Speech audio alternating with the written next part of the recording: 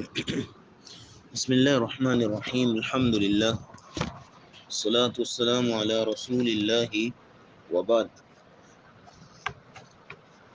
گزشتہ سبق میں ہم بات کر رہے تھے سیدنا صدیق اکبر رضی اللہ تعالیٰ عنہ کے بارے میں کہ ان کے متعلق یہاں اللہ رب العزت نے قرآن کی آیت نازل فرمائی۔ اب ظاہر ہے کہ ان کی بیٹی کا معاملہ تھا تو کچھ نہ کچھ تو ان کے بارے میں بھی ضرور نازل ہونا تھا کہ باپ کا رد عمل کیا رہا۔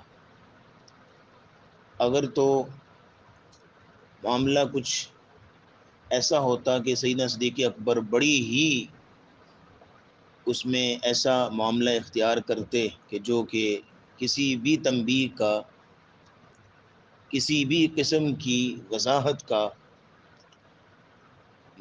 اس کو ضرورت محسوس نہیں ہو رہی، یا یہ ہے کہ کچھ نہ کچھ غلطی ہو جاتی جو کہ ہو گئی۔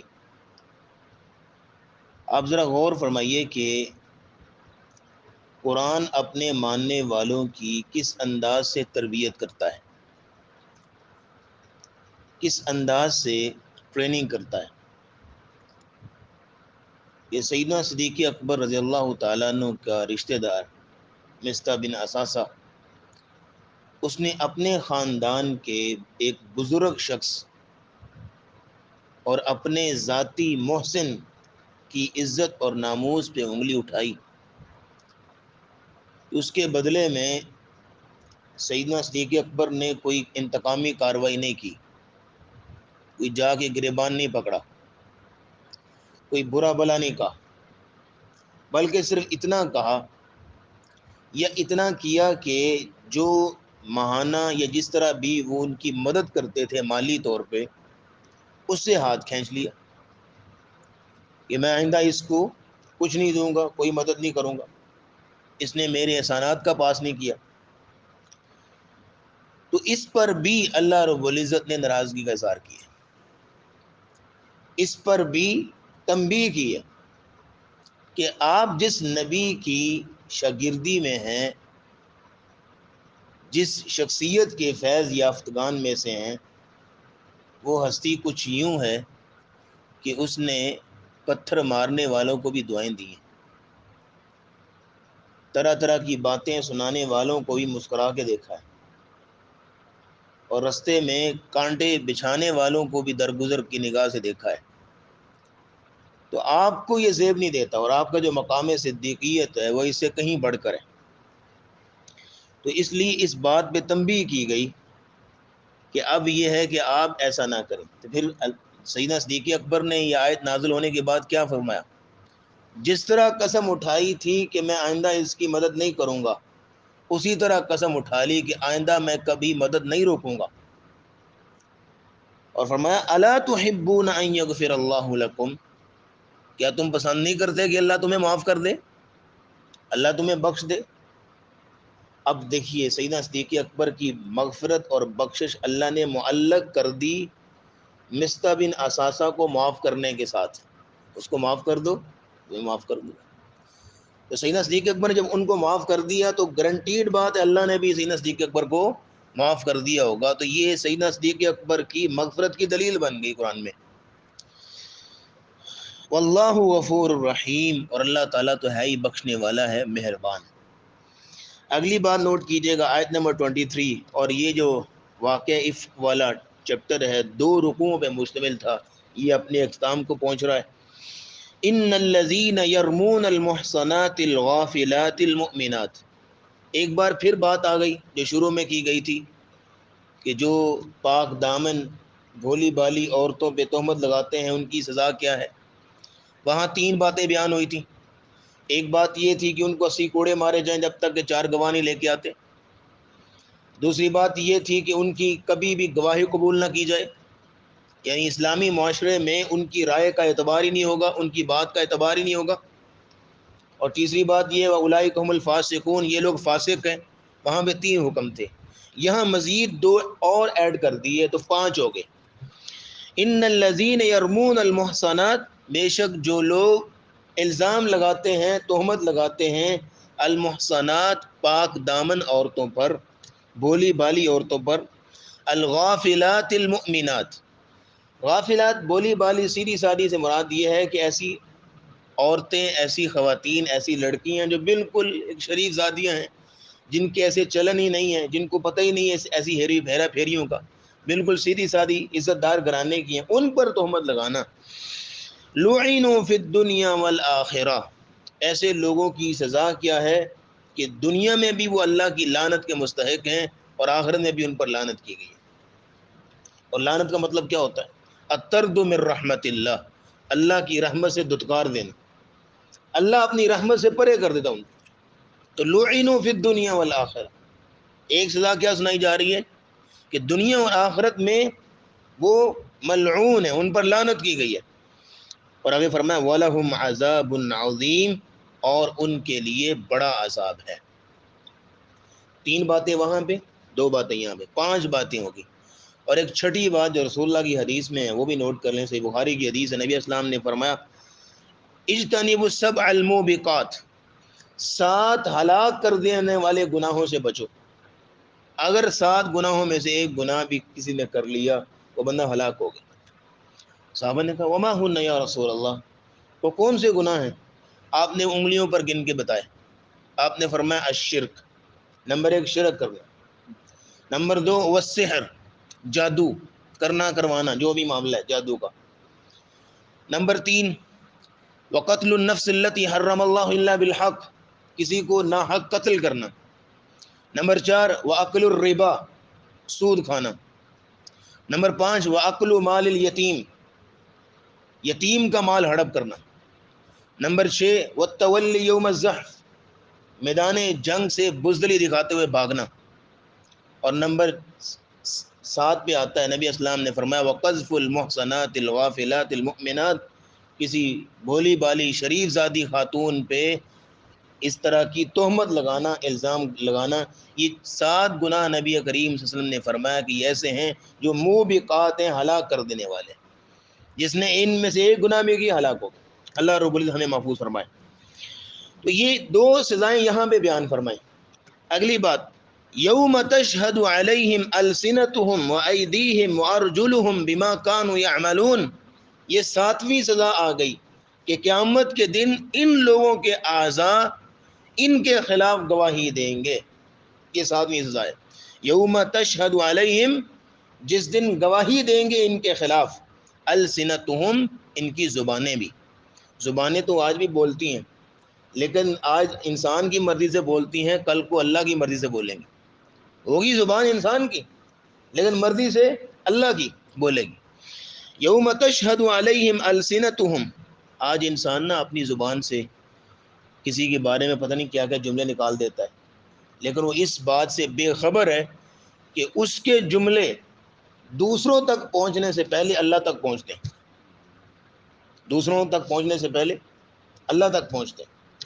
تو آج انسان اپنی زبان سے پتہ نہیں کیا کچھ نکال دیتا ہے اور بالکل بے خبر ہوتا ہے کہ میں نے کیا بول دیا۔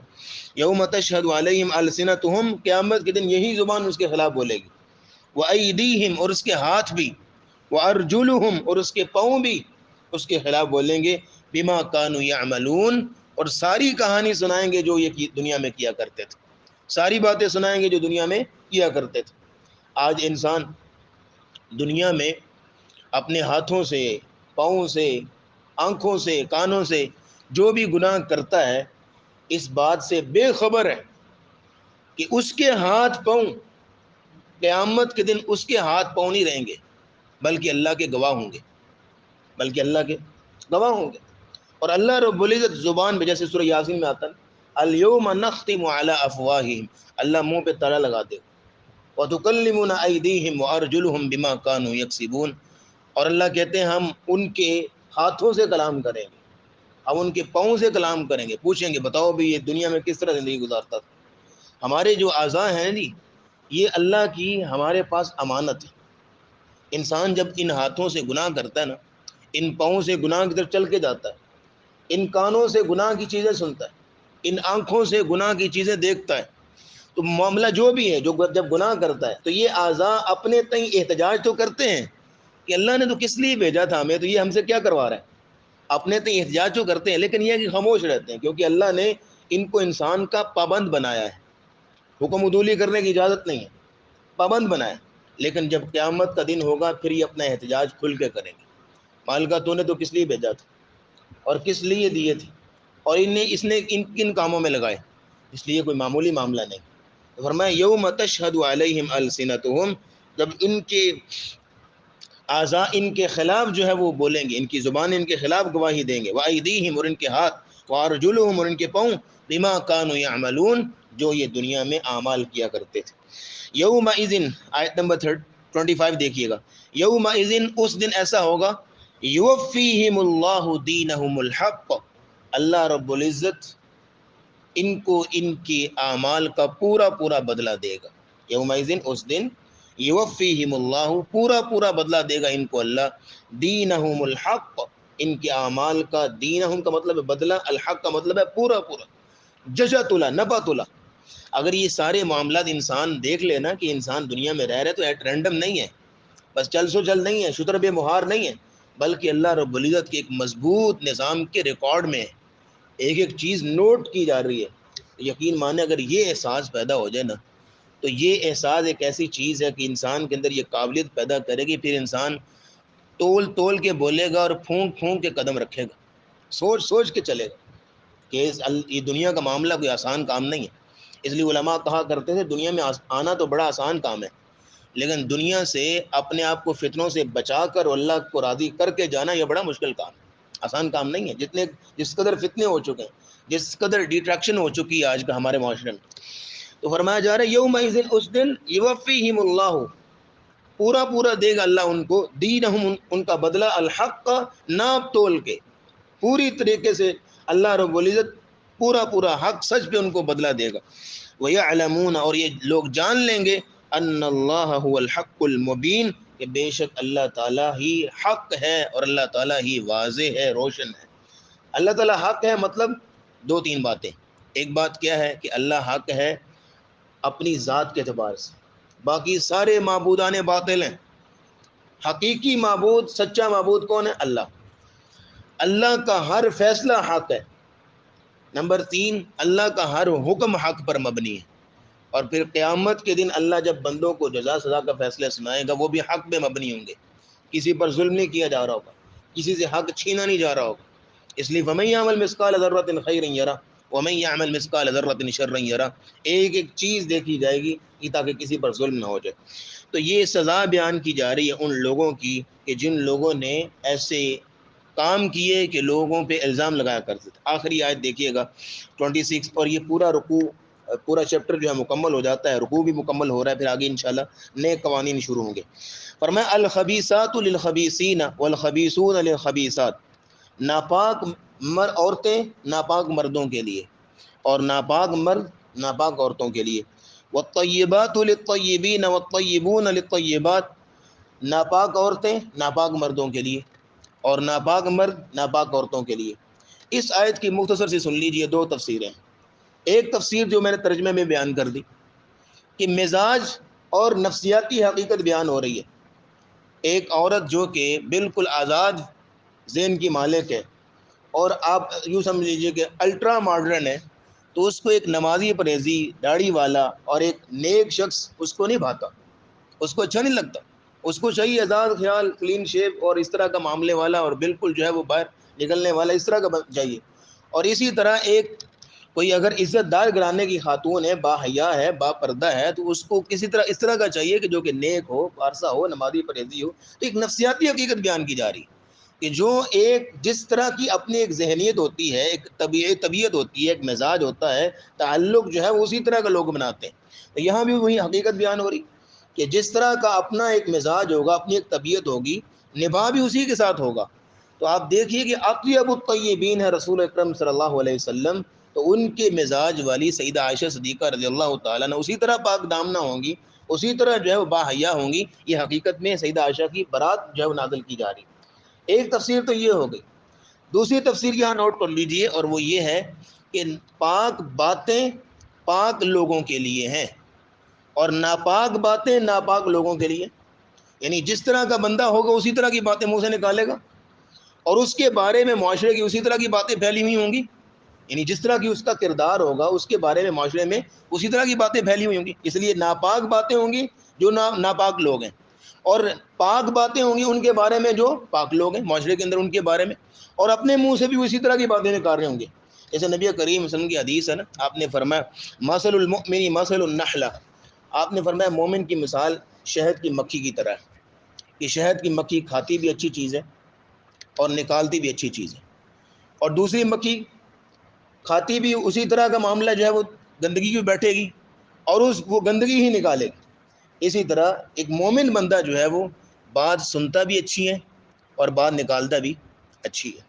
آپ دیکھیے کہ ایک انتہائی نیک شخص ہو، اللہ والا شخص ہو، اس کی 24 گھنٹے کی گفتگو آپ سن لیں، اس کی زبان سے کوئی ایسی ویسی بات نہیں نکلے گی کہ جو کہ اس کے کردار پہ انگلی اٹھانے والی ہو. بالکل ایک جچتلی بات کرے گا، بامقصد بات کرے گا، ہر بات اللہ کو راضی کرنے والی ہوگی. اور ایک دنیا دار شخص یا کوئی ایسا معاملے والا شخص جو کہ جس کی طبیعت ہی کچھ ناپاک ہے، کچھ ایسا معاملہ ہے، تو اس کی آپ باتیں سن کے دیکھیں، دن بھر جھکتے ہیں، چگلیاں ہیں، غیبتیں ہیں، پتہ نہیں کیا کیا منہ سے نکل رہا ہے، اور ایسی ایسی نعوذ باللہ من ذالک بکواسات نکلتی ہیں اس کے منہ سے، کیا الحفیظ والامان. تو یہ بات ہے الطیبات للطیبین الخبیثون للخبیثات، ناپاک باتیں ناپاک لوگوں کے لیے اور پاک باتیں پاک لوگوں کے لیے. تو یہ دو تفسیریں ہیں. اور میں اولئک مبرؤون مما یقولون، یہ لوگ بری ہیں جو باتیں لوگ کرتے ہیں، یعنی یہ لوگ پاک ہیں اور لوگوں کی باتوں سے یہ بری ہیں. لہم مغفرۃ ورزق کریم، ان کے لیے اللہ کی مغفرت ہے اور عزت والی روزی ہے. انشاءاللہ اس پہ بات ہوگی. وآخر دعوانا الحمدللہ رب العالمین.